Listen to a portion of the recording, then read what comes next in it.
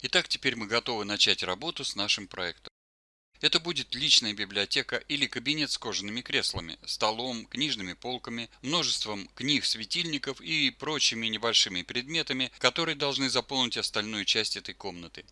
Я собрал довольно много референсов для этого проекта, которые доступны в папке Exercise File. Ну давайте откроем Maya и начнем с построения стен и пола. Сейчас мы находимся в сцене, где до начала работы совершенно пусто, и начнем с создания стены пола.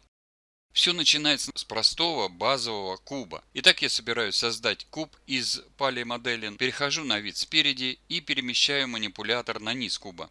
Чтобы сделать это, нажимаю клавишу Insert и, удерживая клавишу V, привязываю манипулятор к низу куба. Удерживая X, помещаю затем наш куб нижней частью на нулевую линию сетки. Теперь, простым поиском в Google я узнал, что большинство комнат имеет высоту в пределах от 8 до 10 футов. Так что сделаю высоту куба равную 9 футам. И снова, я плох в математических вычислениях, поэтому открываю калькулятор, чтобы пересчитать футы в сантиметры. Или для такого пересчета можете легко найти в Google онлайн-калькулятор с переводом сантиметров в футы или сантиметров в дюймы, то, что и нужно для нашего моделирования. Итак, вызываю калькулятор, перехожу на футы, ввожу 9, видим, что нужно назначить высоту около 274 сантиметра, чтобы набрать 9 футов.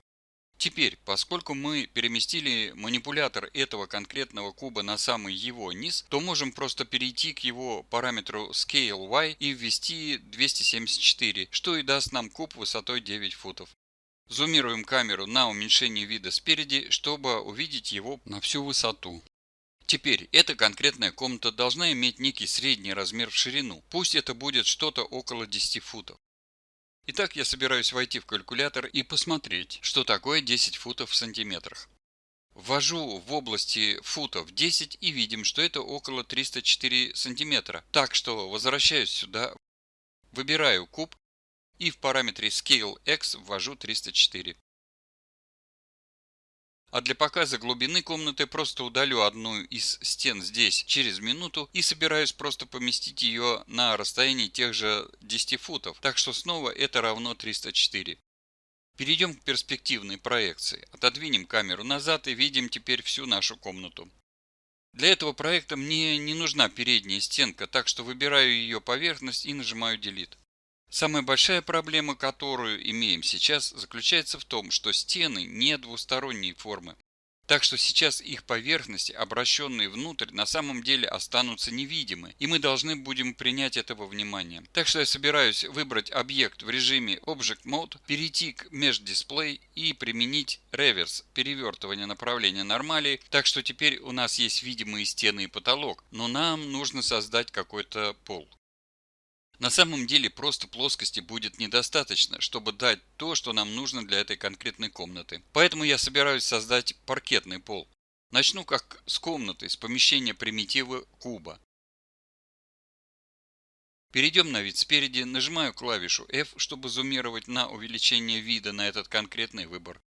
Теперь снова нажму Insert для изменения Pivot Point опорной точки и затем нажму V для помещения ее на низ этого куба. Опять же, удерживая X для привязки к нулевой линии сетки, чтобы поместить его на пол. Обычно паркетные доски имеют длину около 3 футов. Будем придерживаться того, что делали в прошлый раз. Пройду в калькулятор, наберу 3 фута и видим, что это около 91 сантиметра. Так что выбираю этот куб, иду к параметру Scale X и ввожу 91. Но мы собираемся применить чуть большие паркетные доски из лиственных пород, так что устанавливаю их длину в 5 дюймов. Поэтому идем к калькулятору, меняем футы на дюймы, вводим 5 и видим, что это около 13 сантиметров. Остановимся на 12, так что в Scale Z будет установлено 12. Большинство паркетных полов имеют толщину около 3/4 дюйма. Я не строитель и на самом деле просто нашел эти данные в интернете. Итак, на калькуляторе в дюймах введу 0,75, чтобы получить эти самые 3/4, что соответствует 1,9 или 2 см толщины доски. Остановимся на двух. Итак, теперь у нас есть модульная доска размером 3 фута на 5 дюймов. Теперь перейдем на вид сверху, чтобы начать процедуру ее раскладки.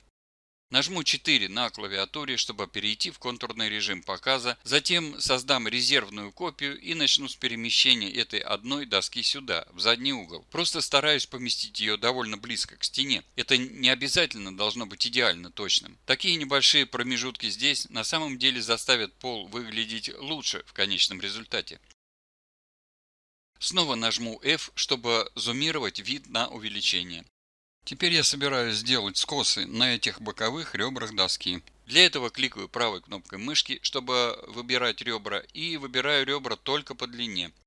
Перехожу к Modeling Toolkit, выбираю Bevel, зумирую и нажимаю клавишу 5, чтобы посмотреть, что получилось. Я собираюсь изменить параметр Fraction на что-то около 0,3 и изменить Segments на 4 или 5. Я не собираюсь сглаживать эту конкретную форму, а просто хочу позволить сегментам придать некую округлость, которая мне нужна. Теперь, прежде чем продублировать этот объект, я немного оптимизирую его. Изолирую его, нажав на эту иконку здесь, в Walk View, спущусь вниз и удалю эту ненужную нижнюю поверхность, потому что мы никогда не увидим ее. Но она занимает определенные ресурсы компьютерной памяти, особенно когда дело доходит до финала. Итак, отключаю Isolate, и у нас готова одна подготовленная доска. Теперь будем дублировать ее, начиная с создания узора пола. Снова иду в вид сверху, нажав 4 на клавиатуре, нажимаю Shift-D, чтобы дублировать этот объект, и передвигаю его копию вправо до конца исходной доски. Зумирую на увеличение и снова, я не хочу, чтобы они стыковались идеально точно. Такие небольшие промежутки будут выглядеть очень хорошо, когда дело дойдет до рендеринга в финале этого вашего проекта. И опять же продублируем еще раз, сдвинем, и я просто использую среднюю кнопку мышки здесь, так как у меня была выбрана ось X в инструменте Move, и сделаем это еще раз. И как можете видеть, я вышел за пределы стены. Но это не важно. Обычно это уточняем на последней доске. Просто выбираю все ее вершины здесь и укорачиваю доску так, чтобы она поместилась внутри комнаты. Теперь я собираюсь выбрать эту короткую еще раз, продублировать ее и переместить вперед, сюда. Подготовлено клубом «Перевод всем».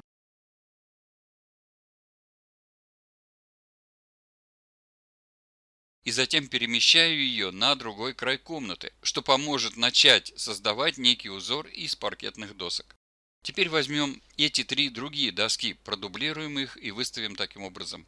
Мы могли бы проделать то же самое по одной доске за раз или на нескольких досках, чтобы заполнить остальную часть этой комнаты, но это заняло бы много времени. Поэтому вот что я собираюсь сделать. Выбрать все участки пола, которые уже готовы, и перейти к Modify Freeze Transformation.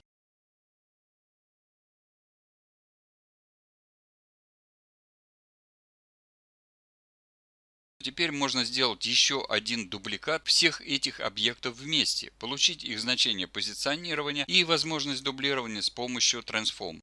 Итак, выбираю все, нажимаю Ctrl-D, чтобы дублировать, перемещаю эту новую группу вперед и вижу, что переместили на расстояние около 24 единиц.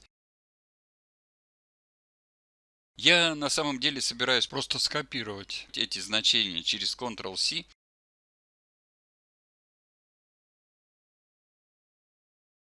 И не снимая выбора, иду в Edit Duplicate Special, а затем открывается диалоговое окно. Я хочу здесь убедиться, что мои настройки сброшены по умолчанию.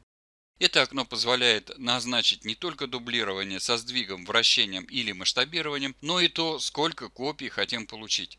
Установлю значение по Z24,237 и далее просто попробую предположить, что мне понадобится 15 экземпляров. Нажимаю Duplicate Special, и вы видите, как выполняется дублирование по сцене, но на самом деле немного дальше, чем нужно. Чтобы исправить это, в режиме Object просто выбираю все, что находится за стенами, и удаляю.